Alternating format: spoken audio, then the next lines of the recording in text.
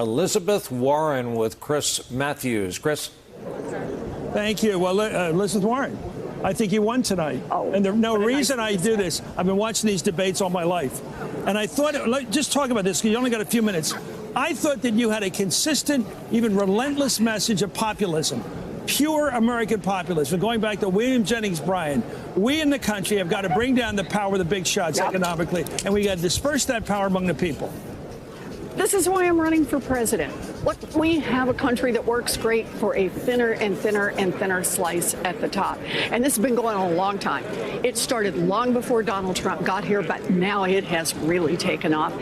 Our big chance in 2020 is not to try to roll back the clock, not to come up with some small ideas about we'll make a change here and a change over there.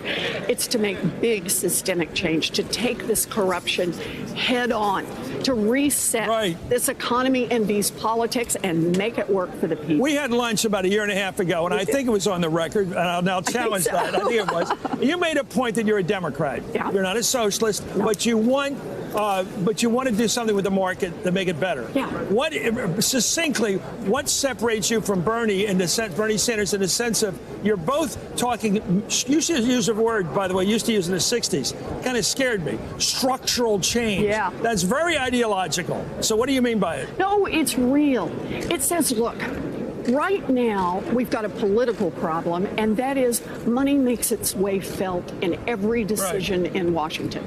Campaign contributions, lobbyists, dark money, bought and paid for. Can you tell when a colleague has been bought when you're in a markup? Oh, come on. Can you tell? Look at the votes. Can you tell when a colleague has been bought? Can you tell? Sometimes. Okay. And sometimes you gotta wonder. Yeah. Okay, but understand, Chris, that's like looking at this thin slice of it. It's not only the campaign contributions, it's how many times have their lobbyists been in to talk to the staffers? How many times have bought and paid for how do they grease their way in? How do they grease their way in? They grease their way in 40 ways. How about the revolving door? Yeah. You watch these guys. Did you read Jack Abramoff's book? You know what Jack Abramoff said? I don't think I'd want to, but go ahead. Oh, but you should. You know, you need to learn. He's the guy that represented the Indian tribes. Exploited the hell out of them. He is the guy who exploited everyone for money, and that was the whole point. You know what he used to talk about?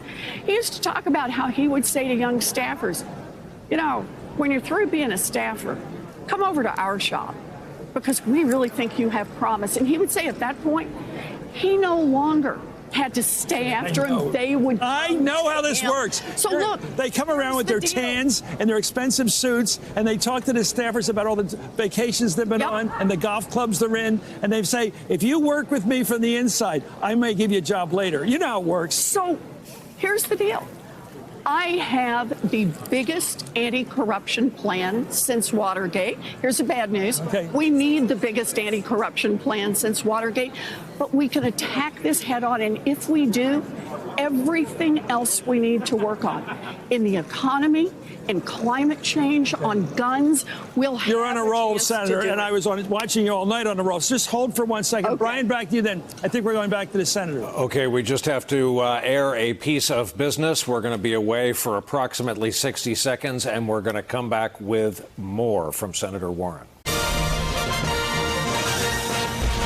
We are back, as promised. We're 45 seconds from the top of the midnight hour here in the East. Senator Elizabeth Warren remains with Chris Matthews. Chris?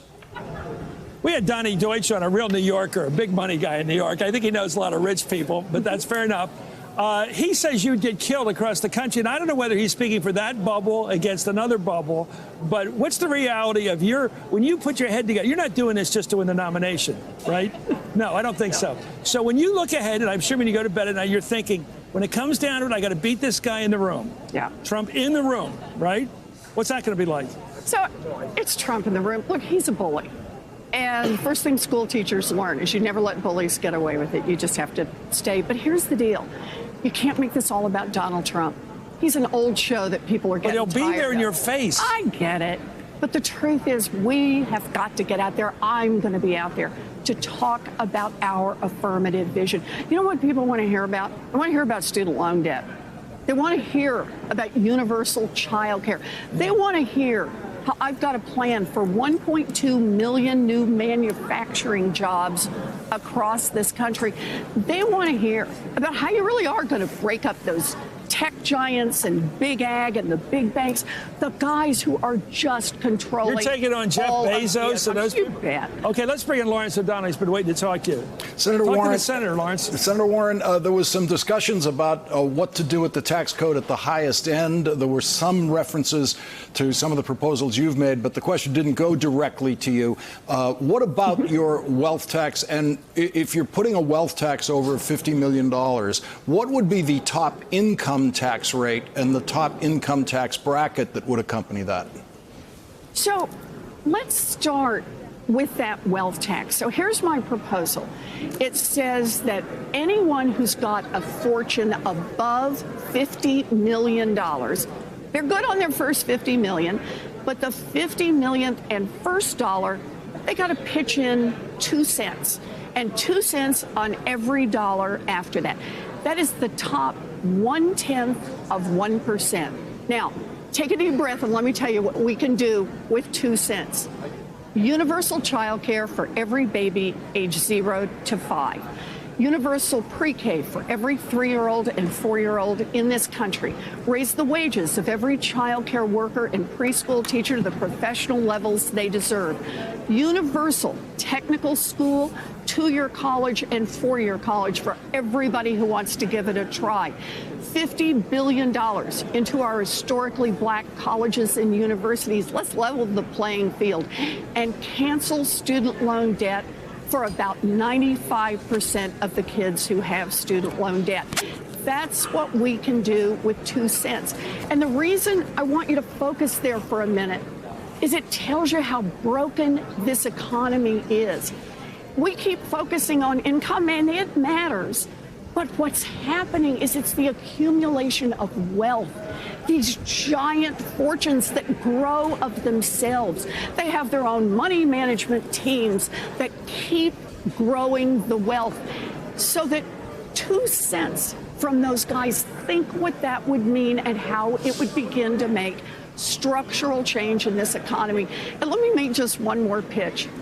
You know, the 99% last year paid about 7.2% of their total wealth in taxes. You know, that's the property taxes in every part of this. The top, they paid about 3.2%. I'm just asking them to pitch in 2 cents, just level the playing field a little bit. And we do that, and tens of millions of people in this country, suddenly they're in the game. They got a chance to build a future. That's the kind of America we can be. Let me ask you about how you do this, because income taxes are basically raised by people being honest. The government doesn't audit everybody. They just don't. So you're basically, either you're afraid of imprisonment if you cheat, but usually people just say, okay, I got to pay this amount. At a certain point, we know about taxes. People reach the point and say, I'm not going to pay, it's too much.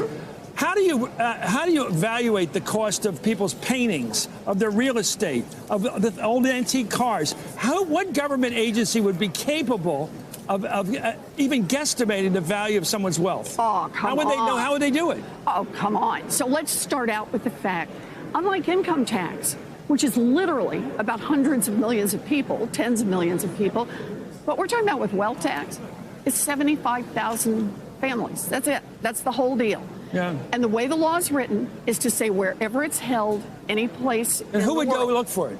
So what we built right into the plan was far more sophisticated and more investment in the enforcement. Oh, I bet. So you bet, because there's real payoff for that enforcement. So somebody comes around and says, that painting's worth $10 million, pay up. But do understand this. Those things are all valued right now. Okay. Those great fortunes right now, they've got their own teams of auditors. Okay. They're all there because they use them as collateral when they borrow money, when they make other investments. You sound like you followed through with this. Thank you, Senator. And I did think you won tonight. Thank you very much. Thank you. Good luck. Hey there, I'm Chris Hayes from MSNBC. Thanks for watching MSNBC on YouTube. If you want to keep up to date with the videos we're putting out, you can click subscribe just below me, or click over on this list to see lots of other great videos.